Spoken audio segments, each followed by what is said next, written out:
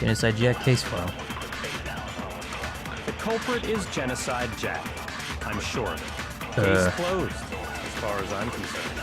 But that's impossible! Why? What makes it impossible? Well, I mean, come on! There's just no proof for it. There we go. No, that's wrong.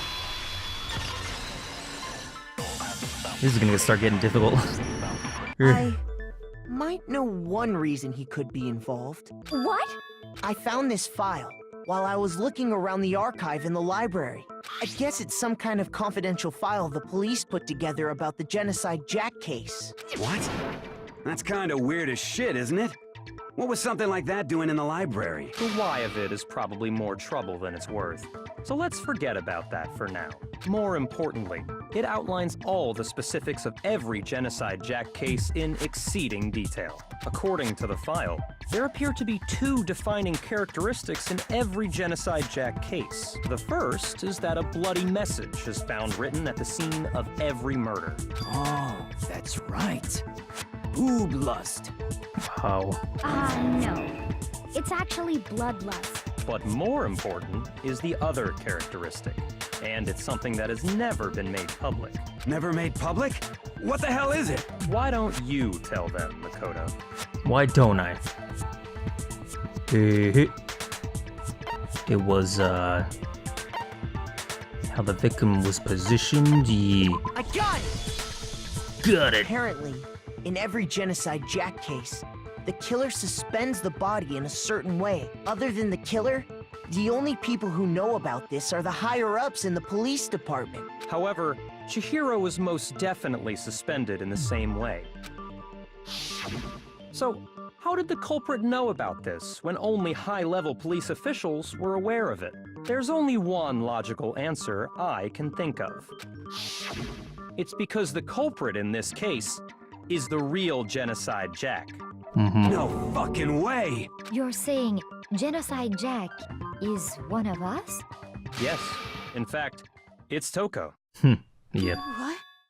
Genocide Jack's true identity is Toko Fukawa. What? Hey, okay, wait, hold on a sec. Toko has like bloodophobia or whatever, remember? What kind of serial killer is afraid of blood?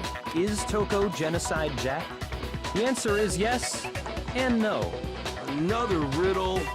Man, why is this gotta be so complicated? I feel like I understand it. It means for Genocide Jack to be Toko, but also to not be Toko. The answer is that she's not just one person, but multiple people, right? Yup. Hangman's gambit.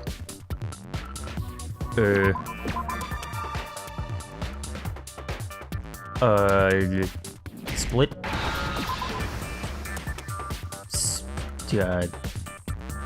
Wait, what word am I looking for here? I thought it was like, skits. Skits?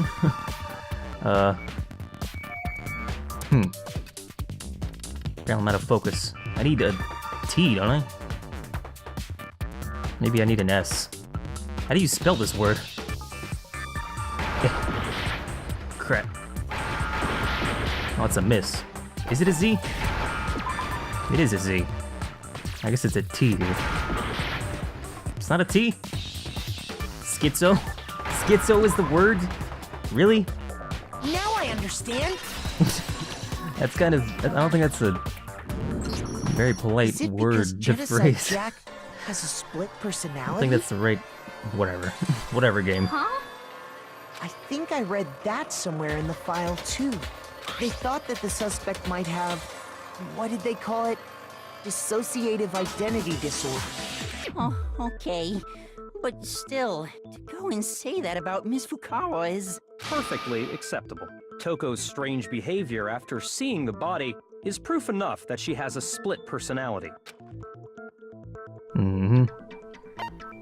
Her behavior changed. She fainted. Yeah, her behavior changed. I got it! You're talking about how she started acting totally different than usual, right? That's right. Think back. She fainted when she saw Chihiro's corpse, and then, when she woke up...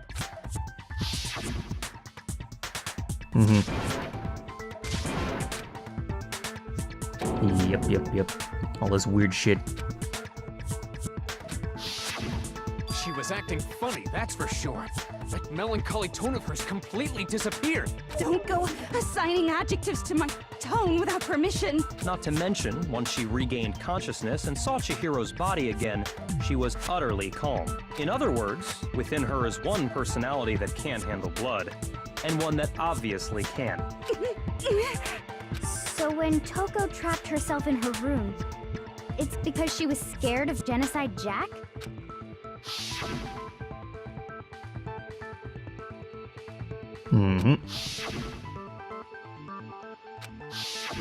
The reason she locked herself in her room wasn't to keep other people from getting in. It was to keep her other personality from getting out. What? Toko was afraid. Afraid of the murderous fiend inside of her. Of killing even more people.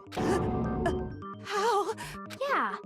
How can you know all this? I do believe you misunderstood her. What she's trying to say isn't, how can you know all this? No. What she wants to know is, how could you tell them? Huh?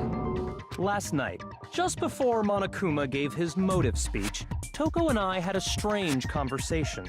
She told me a most interesting story. She said a murderous fiend lived within her, and she was afraid it could appear and attack at any time. And that trepidation is what's caused her to have such a bleak attitude. Isn't that right, Toko? This is all a lie. Right, Toko? You said you wouldn't tell anyone. What? You promised. I can't believe you lied. You have only yourself to blame. You came to me with your tragic little story. I didn't ask you to. This is the real world, not some romantic fantasy fairy tale. Besides, you broke your promise first. You said that as long as you were here, no matter what, you wouldn't let Genocide Jack kill anyone. But in spite of that promise...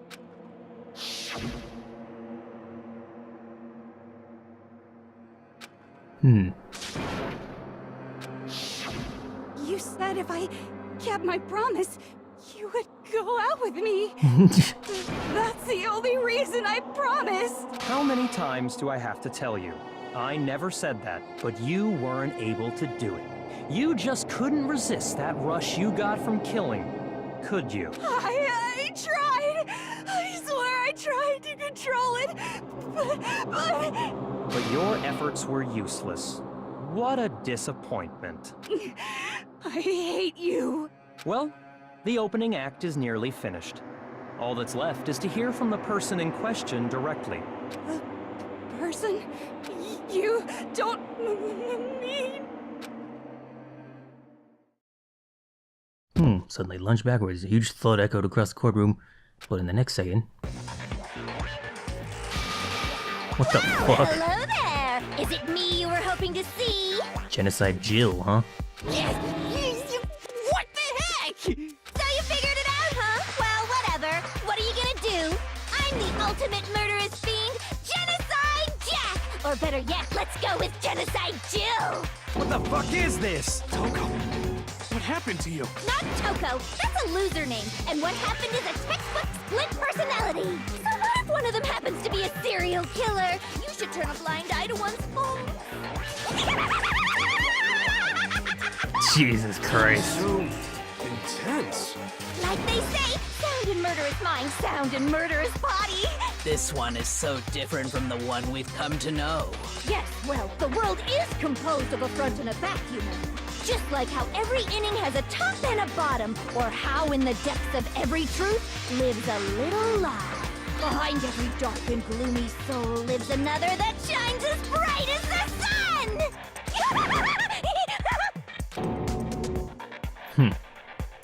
This is beyond insane. Miss Jack, Jill, can I ask you a question? What's up?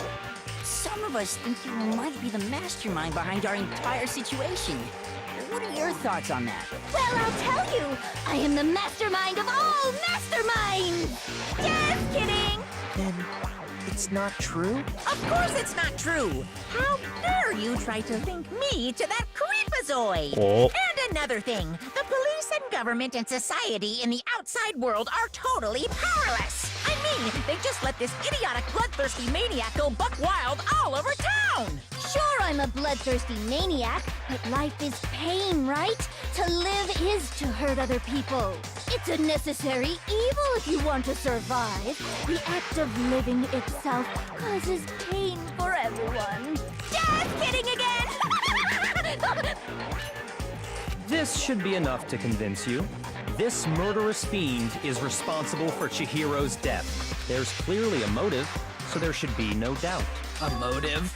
Remember what Monokuma told us? If someone didn't murder and graduate within 24 hours, an embarrassing memory or secret would be revealed. Well, let's assume that Toko's secret was about Genocide Jack. If a secret like that came to light, Toko's life would have undoubtedly been forever ruined. So she had a very clear motive to never have that side of herself exposed. Interesting. Very, very, very interesting. But sorry, as much as I hate to admit it, I'm not the culprit. But I cannot imagine anyone other than you could murder someone in such a bizarre fashion. Maybe so, but nevertheless, it's the truth. Do you really expect any of us to believe you? Yeah. I could never believe a word you say, you monster! Maybe. Maybe she's totally right about that, but something's still bothering me. Uh-huh.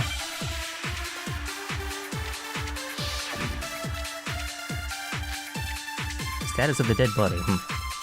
I forget how to change ammunition. Sorry, but I didn't kill anyone! Uh-huh. You say that, but do you really expect any of us to Let's see believe if I can it? get this on the first try this time. If you had an alibi, that would change things. Oh, an alibi, huh? Now we're talking!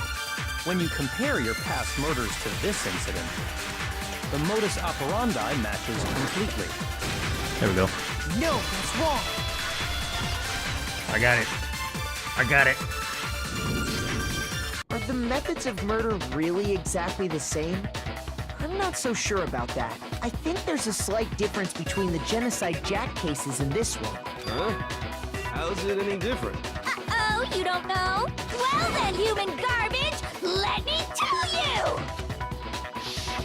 I murder with passion and conviction. I consider myself a professional, and I have a very particular way of doing things. Imagine you go to a fancy Italian restaurant. They're very picky about the noodles, the sauce, everything. But what happened to Chihiro? It'd be like if that same Italian restaurant started using ragu or Chef Boyardee. This is no creation of mine. Let me rephrase that, in a way that maybe makes more sense. There are two clear differences between the Genocide Jack cases and this one. Look at the neck and stomach. Styled bloody message, the victim's fatal injury. This one? I got it! For one, the cause of death is different. In the Genocide Jack murders, all the victims were killed the same way. According to the case file, they were all apparently killed with a pair of scissors. Many pairs of scissors. But Chihiro died from a blow to the head, right? Ah, yes. That is remarkably different from the other murders. Wouldn't it be strange for someone who kills the same way without fail to suddenly change their method? And there's more. One more conflicting detail. That's right. In my recipe of murder, if the bloody message is the tortellini, then the arrangement of the body would be the pesto sauce.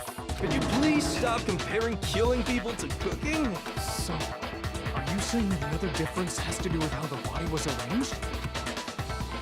Yup. Uh-huh. When she was, what was used to suspend her. I got it!